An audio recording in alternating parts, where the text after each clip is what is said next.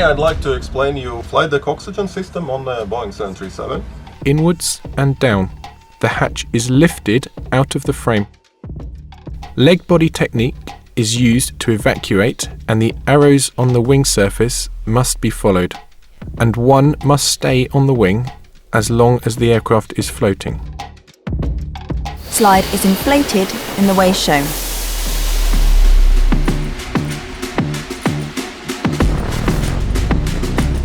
My name is Martin, and I would like to introduce you in the outside inspection of the Boeing 737.